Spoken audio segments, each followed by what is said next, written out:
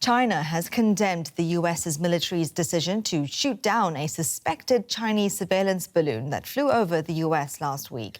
The United States shot down the balloon on Saturday, creating a diplomatic and political storm. The Pentagon says it was a platform for espionage. China warns there may be repercussions, and the balloon was nothing more than a civilian weather balloon blown off course. Well, Ian Boyd joins me now. He is a professor of aerospace engineering sciences at the University of Colorado Boulder. Thank you very much indeed for being with us here on DW News. Now, the Pentagon is turning its attention to recover what was in the balloon. What do they hope to find? Well, as you heard, the U.S. has made very strong statements that this is a spy balloon. And if the contents of the balloon have not been destroyed in bringing it down, it should be very clear whether that turns out to be true or not. The instruments used by a weather balloon, as has been claimed by China, are very different from those used for spying. So a weather balloon measures things like air temperature and pressure and wind speeds. But spying involves, different kinds of sensors and cameras that are gathering information on the ground below. So there will be no question one way or the other what was the purpose of the balloon. Sure, and spying is not unusual between countries, is it? So could you tell us a little bit more about how a surveillance balloon would work over US territory in this instance? Yeah, so a spy balloon, it has two useful attributes. So it is much closer to the ground than a spy satellite is. And so, the closer you are to something, the more clearly you can see it. And then secondly, a balloon has what we call persistence, which means that, because it's not flying very fast, it stays over the same, region of ground for quite a long time. So that allows you plenty of time to gather information.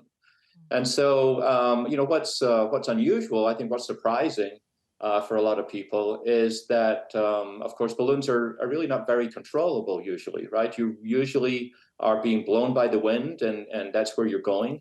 There have been some reports that this object may have had some propellers in it, and so that would perhaps give you a lot more control, and maybe that's what makes it useful in this case.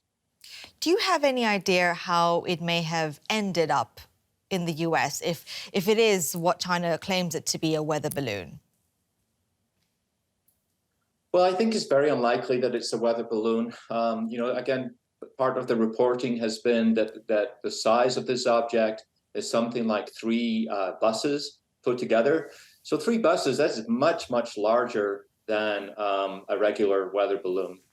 And so I think that, and at the same time, it's very unlikely that China would be measuring air properties, what's the temperature and pressure of the air anywhere near America. I mean, they don't need that information for their own weather predictions. And so the Chinese story to me just doesn't add up. OK, Professor Ian Boyd, thank you very much indeed for your time and analysis. Thank you.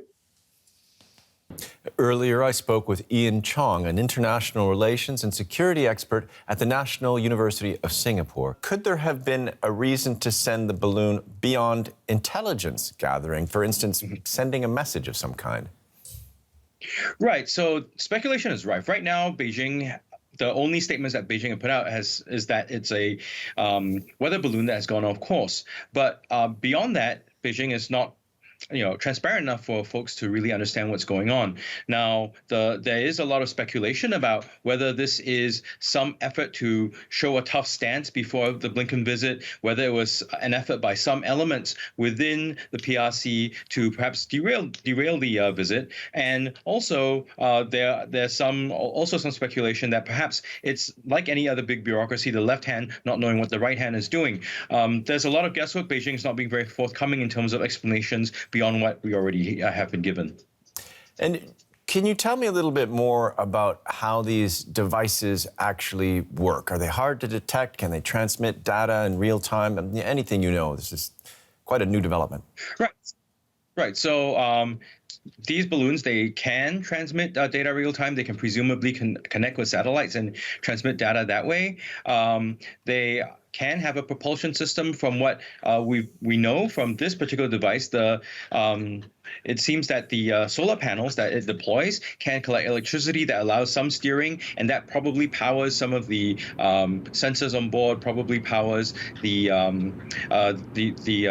transmission on board as well. So that's generally how it works. I mean, really, how they operate depends on the kinds of sensors that are on board. Now, these balloons, one of the things is that they can be observed, but they are quiet. They can travel long distances. They can loiter a long time. So that's some of the benefits of using the balloon. But again, these do not basically, satellites can do a lot of what the balloons can do anyway. Okay, that was Ian Chong with the National University of Singapore. Thank you so much, sir. Thank you.